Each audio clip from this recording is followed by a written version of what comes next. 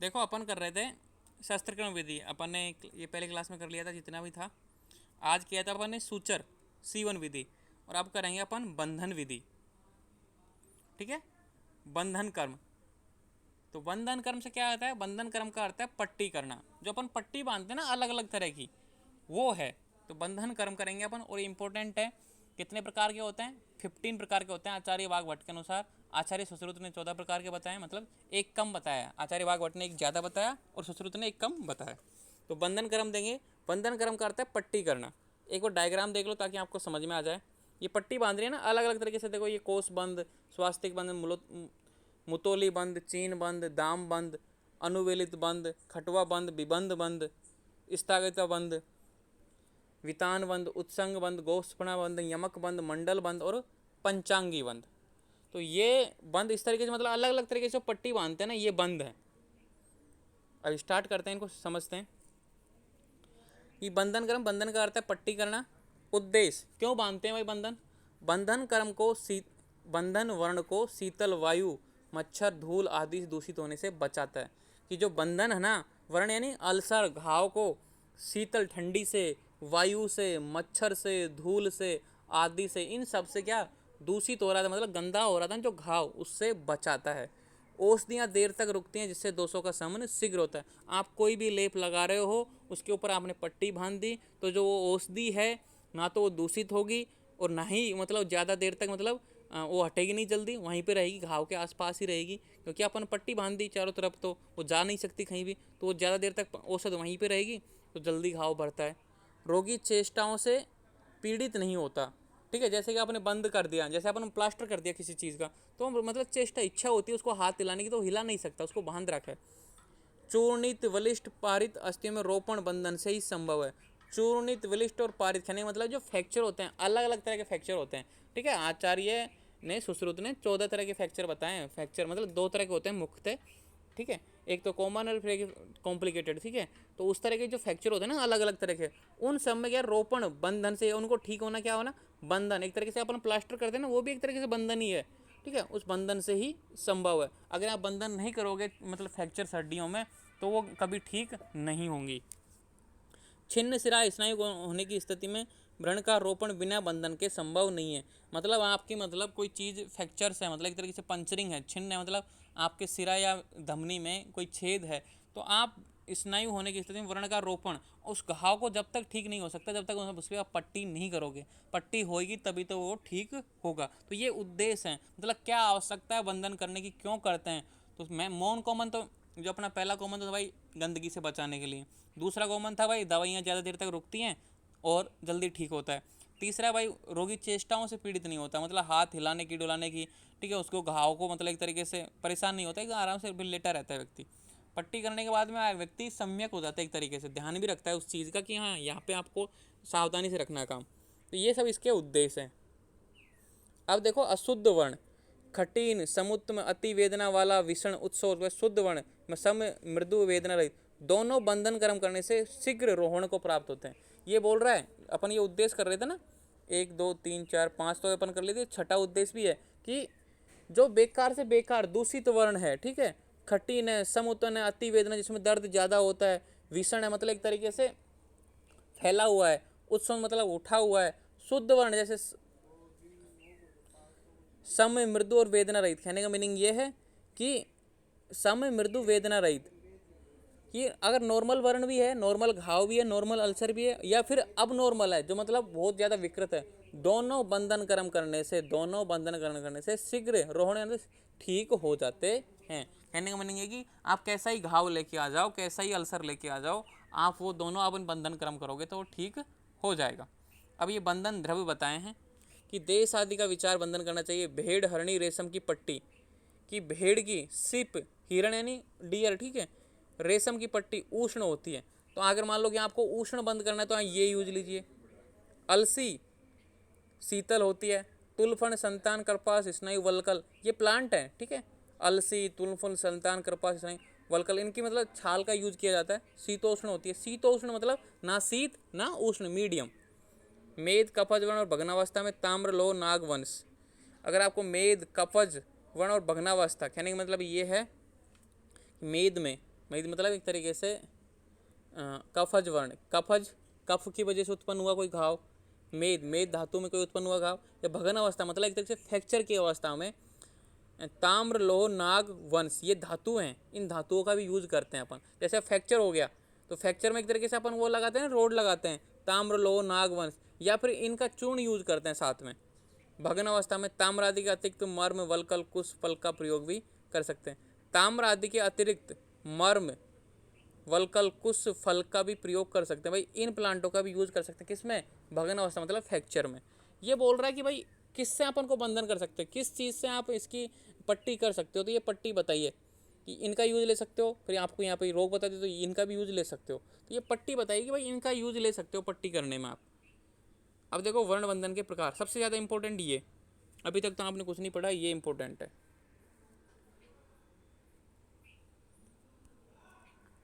वर्ण बंधन के प्रकार, आचार्य वाघभट्ट ने 14 प्रकार के वर्ण बंधन को बताया, मैंने बताया ना, नहीं 15, आचार्य वाघभट्ट ने 15 प्रकार के वर्ण बंधनों को बताया, और आचार्य सुश्रुत ने 14 प्रकार के मतलब 14। आचार्य चरक ने 2 प्रकार के वर्ण बंधन बताए, तो तीनों के याद हो गए, वाघभट्ट, चरक और सुश्रुत। तो वाघभट्ट के कितने हैं सबसे ज़्यादा? 15। आचार्य सुश्रुत के कितने हैं? 14 मतलब 14 प्रकार के, और चरक ने 2 प्रकार के। चरक ने 2 प्रकार के कौन कौन से बताए? बाम और दक्षिण, बस 2 ही प्रकार के बताए, बाम और दक्षिण, ठीक है। और वाघभट्ट व आचार्यों ने कि 14 तो समान है, लेकिन उत्संग बंध जो एक एक्स्ट्रा बताया ना आचार्य ने 15वां, उत्संग बंध बोलते हैं उसको, वाघभट्ट की मौलिक देन है, तो ये वाघभट्ट ने स्पेशली बताया। तो इसको आपको याद जरूर याद रखेंगे भाई, वाघभट्ट ने कौन सा बंध स्पेशल बताया? उत्संग बंध, क्योंकि 14 तो समान है, सुश्रुत ने भी 14 माने, वाघभट्ट ने 15 माने, तो 14 तो बिल्कुल समान है दोनों में, लेकिन 15वां जो आचार्य वाघभट्ट ने अतिरिक्त माना वो कौन सा है? उत्संग बंध। अब ये क्या होता है उत्संग बंध? बंध का मीनिंग तो समझ गए ना, पट्टी करना। अब समझ जाओ, देखो पहला है कोसबंध। कोसबंध क्या लिखा हुआ है? अंगुली पर्व अंगुष्ठ, अंगुली पर्व और अंगुष्ठ में जो बांधी जाती है ना पट्टी, उसको बोलते हैं कोसबंध। यहाँ पे देखो, ये देखो कोसबंध अंगुली पे बांध रहा है, और यहाँ पे भी एक हेल्पिंग ले रखी है, तो ये क्या है? कोसबंध है। समझ में आया? ऐसे डायग्राम साथ में समझ जाओ। फिर है स्वास्तिक बंध, कर्ण, कक्षा, स्तन, संधियाँ, ये सुश्रुत वाला ध्यान मत दो, सुश्रुत वाला आगे जो मैं नहीं बताऊंगा ना वो सुश्रुत वाला है, उस पर ध्यान मत दो अभी, क्योंकि आप कंफ्यूजन रहते हो, क्योंकि अभी आप पीजी की तैयारी नहीं कर रहे हो, कि पीजी की तैयारी करने वाले बच्चों के लिए कंपैरेटिव स्टडी होती है ना, कि साथ में दूसरे आचार्य का भी याद करते हैं, उनके लिए इंपॉर्टेंट है। अभी तो आप फर्स्ट ईयर में हो, BMS फर्स्ट ईयर याद पास करनी, पीजी की तो बहुत दूर की बात, अभी आप करोगे, लेकिन अभी ध्यान मत दो सुश्रुत वाले पे। तो कर्ण, कक्षा, स्तन और संधियाँ, तो स्वास्तिक बंध देखो, ये मतलब एक तरीके से तिरछा होता है, देखो यहाँ पे स्वास्तिक बंध, ठीक है, 4 पट्टियों का एक तरीके से। अब देखो तीसरा है मुतोली, मेहन और गिरवा। मेहन यानी क्या होता है? सीसन, और गिरवा यानी गर्दन। देखो गर्दन में बांध रखी है ना पट्टी, देखो गले पे बांध रखी है, तो ये गले पे बांध रखी पट्टी, तो ये मुतोली बंध। अब देखो चीन बंध, चीन यानी अपांग। अपांग क्या होती है? एक संधि होती है, कननिका संधि और अपांग संधि, 2 होती हैं आंखों में। तो अपांग संधि मतलब जो अपने कान की तरफ की संधि होती है ना, कान की तरफ से आंखें मिलती हैं, कान की साइड से, वो वहां पे जहाँ बांधा है वो चीन बंध। अब है, इसको बाम बंध भी बोला और दाम बंध भी बोला है। तो दाम बंध, दाम से नाम से ज़्यादा फेमस है ये। दाम बंध मतलब संभान अंग, वृषण और वंक्षण, जहाँ पे आसानी से पट्टी ना बांधी जाए। अब टेस्टिस है, टेस्टिस पे पट्टी नहीं बांधी सकती आसानी से, तो जहाँ पे पट्टी आसानी से नहीं बांधी जा सकती ना, वो होता है दाम बंध, मतलब टेस्टिस पे और वंक्षण पे, ठीक है, अपनी कमर पे जहाँ पट्टी नहीं बांध सकते आसानी से, वो उन सब पे क्या होता है? दाम बंध। अब लेकिन ये डायग्राम में थोड़ा पैर पे लिख रखा है, तो ये गलत है ये डायग्राम, इसलिए मैंने क्रॉस का चिन्ह लगा रखा है। देखो दाम बंध पे क्रॉस का चिन्ह लगा रखा है, मतलब ये बेकार है, मतलब गलत है, ये गलत फोटो छप गई, ठीक है। अब देखो अनुवेतलित, अनुवेलित मतलब शाखा, शाखा क्या होती है? हाथ पैर, तो अनुवेलित देखो ये रहा, शाखा यानी हाथ पैर में, ठीक है। अब है खटवा बंध, अगला खटवा, गंड, हनु, शंख, ठीक है, गाल पे, ठोड़ी पे और संघ प्रदेश पे खटवा बंध। देखो ये ठोड़ी गाल में आया, और संघ प्रदेश देखो यहाँ पे, संघ प्रदेश क्या होता है? अपने कान के ऊपर का हिस्सा, ये हिस्सा यहाँ पे ये डॉट है ना, ये संघ प्रदेश है। देखो ठोड़ी भी आ गई, गाल भी आ गया, ये खटवा बंध। विबंध, विबंध क्या होता है एक तरीके से, विबंध का मीनिंग क्या समझते हो आप? विबंध यानी एक तरीके से भाई आपका मतलब मल का रुक जाना, आपको कॉन्स्टिपेशन होना। कॉन्स्टिपेशन कहाँ पे होता है? पेट में होता है एक तरीके से, तो पेट पे बांधते हैं ये खट। विबंध यानी पृष्ठ और उदर भाग उर, ये बोलता है कि विबंध बंद पेट पे। स्तगी का अंगुष्ठ अंगुली मेहन के अग्रभाग के आंत्रवृद्धि में, तो ये बोलता है कि स्तगी का मतलब जो देखो यहाँ ये कोष बंद तो था, हाथ के साथ में था, लेकिन ये ओनली स्तगी था, मतलब ओनली उंगली उंगली पे या फिर शीशन पे, मतलब जो पेनिस का जो अग्रभाग है ना, वहाँ पे चोट लग जाए तो वहाँ पे जो पट्टी करते हैं वो है स्थगिता बंद। अब देखो वितान बंद, पृष्ठ अंग सिर, वितान बंद यानी फैला हुआ। वितान मतलब जो मतलब पृष्ठ सर ये ऊपर है ना, ये एक तरह से फैला हुआ ऊपर से ललाट पूरा, तो ये वितान बंद। अब देखो गोफना, गोफना, गोफना क्या होता है? जैसे अपने गायों के जैसे कोई मिट्टी खाता है जानवर, जैसे नया नया बच्चा बछड़ा जन्म लेता है तो उसके मुख पे एक जाली सी बांध देते हैं, गोफना, ठीक है, तो जाली से बांध देते हैं ना मुख पे, क्योंकि ताकि वो मिट्टी ना खा सके। तो ये गोफना, नासा ओष्ठ चिबुक संधि अस्त बस्ती अंड को, ये सुश्रुति में बताया कि अंड को शाखा पतित में, कि गोफना मतलब आगे, मुख्य आगे, जैसे ये देखो गोफना एक जाली सी बांध देते हैं मुख पे आगे, ये नाक पे, ये तो गोफना मतलब एक तरीके से अपन जाली बांध देते हैं ना, जैसे गोफना गाय के बछड़े के आगे एक जाली बांध देता है कि वो मिट्टी नहीं खा सके, तो इस तरह से पट्टी बांधने क्या है, गोफना बंद। अगला देखो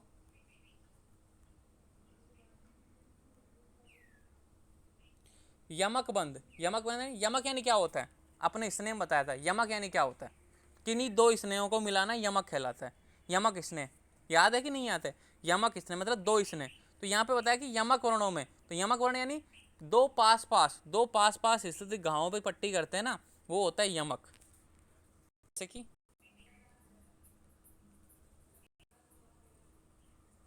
बताता हूँ आपको, यमक वर्णों में पार्श्व स्थित दो वर्णों में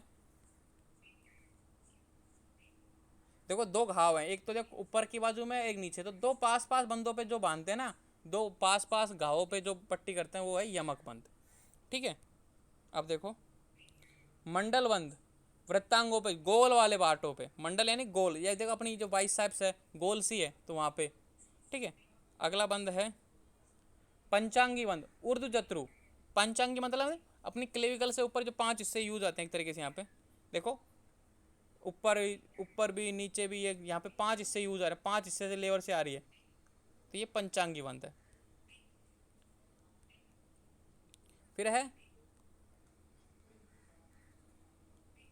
उत्संग बंद, लटकने वाले अंग, जो अपने जो बोलते हैं ना भाई अष्टांग, वो क्या बोलते हैं, आचार्य बाग भट्ट की जो मौलिक देन है, उत्संग बंद, लटकने वाले अंग बाहु आदि जो लटकते हैं, जैसे कि उत्संग, ये अपने हाथ, अपन किसी का हाथ फ्रैक्चर हो जाता है ना, तो उसको अपन लटका के रखते हैं ना, जैसे ये लटका रखा, ठीक है। तो उत्संग बंद मतलब शाखाओं में जहाँ पे आपको एक स्थिर रखना है भाई, हाथ को एकदम एक जगह स्थिर रखना है, तो ये उत्संग बंद। तो ये इस तरीके से कितने होते हैं? 15 होते हैं आचार्य बागभट्ट के अनुसार। अब देखो वर्ण आयतन, स्थान दोष काल के अनुसार वर्ण का आयतन तीन प्रकार से कर सकते हैं, कि गाढ़ बंद, संबंध, शीतल, मतलब किस कितना टाइट बांधना है, कितना ढीला बांधना है, और हाँ कौन कौन सी जगह पर टाइट बांधना है, कौन सी जगह पर मीडियम बांधना है, कौन कौन सी जगह बिल्कुल ढीला बांधना है। तो स्थान दोष काल के अनुसार वर्ण का आयतन तीन प्रकार से कर सकते हैं। गाढ़ बंद जो दबाने पर पीड़ा करे, मतलब एक तरीके से इतना टाइट बांधा है कि उसको दबा दिया जाए तो दर्द होगा। संबंध ना गाढ़ा ना शीतल, कि ना मतलब मीडियम, बोलते हैं कि भाई मीडियम सा बांधना, ज़्यादा टाइट भी मत बांधना, ज़्यादा ढीला ही मत बांधना। शीतल बंद सांस लेने पर हिले, इतना ढीला बांधा आपने पट्टी किया वो व्यक्ति सांस भी ले रहा है ना, तो वो हिल रही है पट्टी, तो इतना शीतल बंद यानी सांस लेने पर भी वो हिले, मतलब थोड़ी सी हलचल करने पर भी वो हिल जाए, ऐसा तीन तरीके से आप बांध सकते हो, गाढ़ बंद, संबंध और शीतल बंद। स्थान अनुसार बंद, कि भाई गाढ़ बंद खां खां बांध सकते हैं, संबंध खां खां बांध सकते हैं, और शीतल बंद खां खां बांध सकते हैं। तो गाढ़ बंद उरु, उरु यानी एक तरीके से थाई, देखो एक तो है उर, एक है उरु, उरु यानी होता है थाई और उर यानी होता है चेस्ट, तो उरु है ये। स्पीक मतलब एक तरीके से हिप्रीजन, कक्ष है मतलब एक्जिला, वंक्षण मतलब कमर टाइप का एक है, और सिर, इन सब में आप गाढ़ बंद बांधना है आपको, मतलब मजबूत टाइट बांधना है। संबंध ना ज़्यादा टाइट ना ज़्यादा ढीला, खां हाथ पैर मुख कान गला छाती पीठ, उधर यानी पेट, मेहन यानी पेनिस, और वृषण, इन सब में आपको समबंध बांधना है, मतलब ना ज़्यादा टाइट ना ज़्यादा ढीला। और शीतल बंध, नेत्र मतलब आंखों पे ज़्यादा टाइट नहीं बांधना, ना संबंध मतलब बिल्कुल ढीला बांधना है आंखों पे। और संधियों में, जो अपनी संधियां है ना चल वाली संधियां, उन पे भी आपको ढीला बांधना है ताकि चलने में परेशानी ना हो। तो ये स्थान अनुसार बंध है। अब है दोष अनुसार बंध।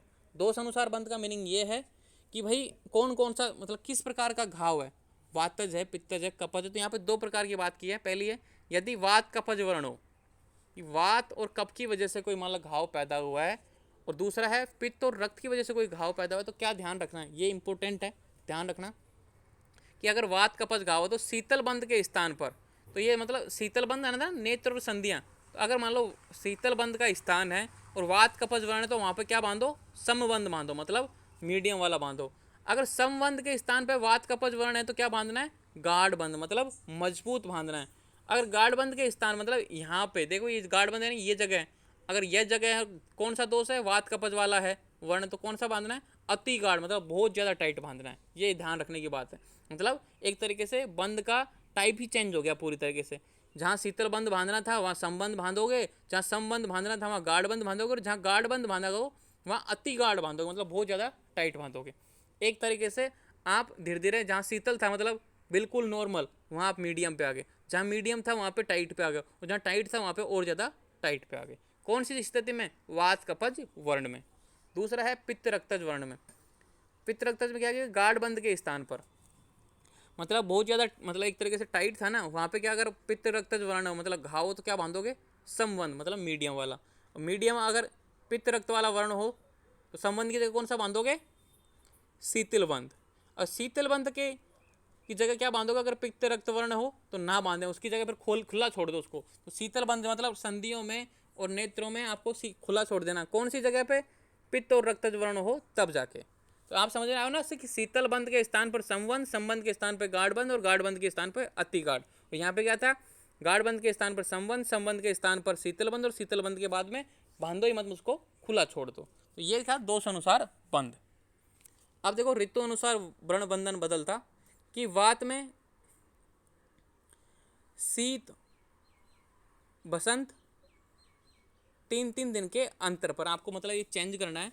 और पित्तज रक्त में ग्रीष्म शरद में दिन में 2 बार पट्टी बदलनी है। क्या बोलते हैं ना कि पट्टी घाव को चेंज करते रहना, वही पट्टी कितने दिनों बाद चेंज करती रहनी चाहिए।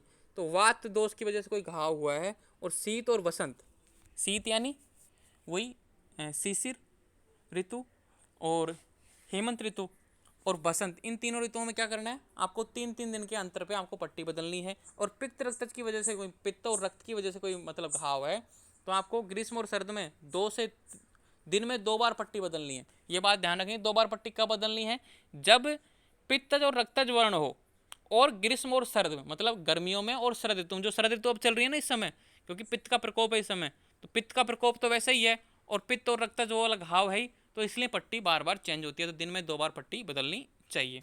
अब वर्ण बंधन से लाभ क्या होता है, पट्टी बांधने से क्या लाभ होगा, वेदना शांति, मतलब दर्द नहीं होगा। रक्त प्रसादन, मतलब वहाँ पे एक तरीके से रक्त की बाहर नहीं निकलेगा, रक्त एक तरीके से सर्कुलेशन में रहेगा। और माधवता आती है, मतलब और अंग मजबूत बनता है। अब बंधन निषेध, कि कहाँ पे बंधन नहीं कर सकते, पट्टी नहीं कर सकते, किन जगहों पे पट्टी नहीं कर सकते, कुष्ठी और प्रमेही के वर्ण।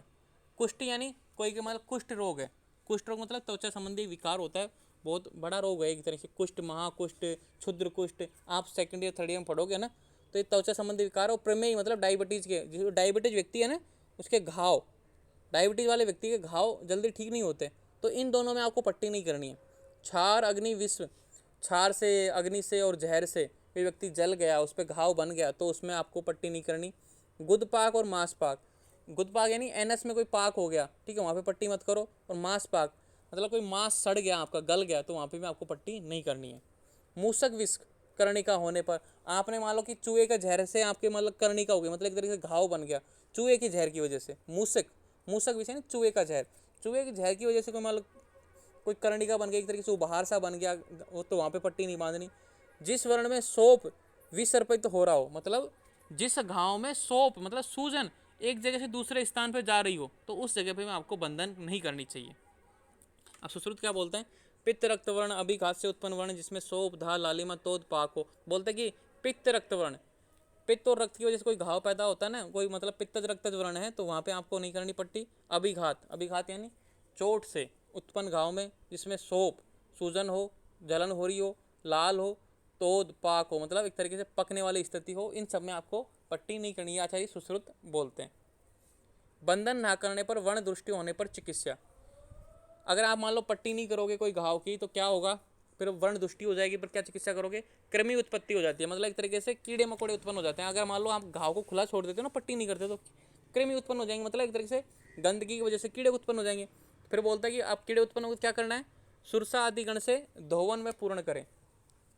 कहने का मीनिंग ये है कि सुरसा आदि गण, अपने चैप्टर नंबर 15 में 33 गण पढ़े, आचार्य वाघभट्ट ने 33 गण बताए थे, उनमें से एक था सुरसा आदि गण। उसे गण में जो प्लांट आते हैं ना, उन प्लांटों के क्वातों से उसका क्या करें, धोवन, मतलब उसको धोएं और उसको भरें, मतलब उसमें लिक्विड डालें। क्षार अम्बु से प्रक्षालन करें। क्षार अम्बु, क्षार अम्बु यानी क्षार तो क्षार होता ही, मतलब एक तरीके से तीक्ष्ण कट उष्ण होता है। अम्बु यानी जल, तो क्षार जल से उसका प्रक्षालन मतलब साफ करें। सब तर्पण करें। करंज, अर्क, नीम, राजदानु, गौमूत्र से लेप करें। इन सब औषधियों से उसके पर क्या लेप करें ताकि ये कृमि समाप्त हो जाए। अब है पत्रदान, अगला पॉइंट। जहां बंधन निषेध है वहां वर्ण को ढकने के लिए पत्रदान की व्यवस्था बताई गई है। कि अपन बोलते हैं कि भाई इन जगहों पे बंधन निषेध है, जैसे कि ये है, ये सब पे क्या है, बंधन निषेध है, तो अपन बंधन निषेध मतलब बंधन नहीं कर सकते, तो अपन को यहाँ बोले पत्रदान कि इस जगह आप पत्रदान कर सकते हो। पत्रदान क्या होता है कि जहाँ बंधन निषेध है वहाँ वर्ण को ढकने के लिए, कि उस पर मक्खी नहीं बैठे, कोई गंदगी नहीं जाए, तो आप पत्रदान कर सकते हो। तो पत्रदान क्या होता है, एक तरीके से योग वर्ण, स्थिर वर्ण मतलब चिरकाली, अल्पमास युक्त, रुक्षता के कारण जिसका रोपण ना हो या रहा हो।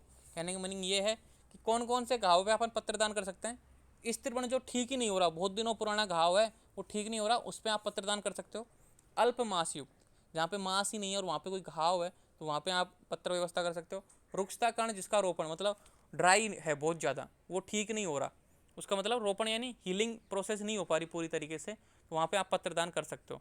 पत्रदान द्रव, पत्र मतलब क्षीरी वृक्ष, मतलब जिसमें से लैक्टेक्स निकलता है, दूध निकलता है, मिल्क निकलता है। क्षीरी वृक्ष मतलब कौन से, वर्गत, वर मतलब बट जो भी हैं, भूजपत्र, कदम, अर्जुन, इन प्लांटों को लेना चाहिए। पत्र कैसे, जो पत्ते होते हैं वो कैसे होने चाहिए, छेद रहित। तरुण मतलब यंग प्लांट के होने चाहिए, जर्जर नहीं होने चाहिए, पुराने नहीं होने चाहिए, मतलब यंग होने चाहिए, एक तरीके से ताज़ा खिले ताज़ा पत्ते होने चाहिए।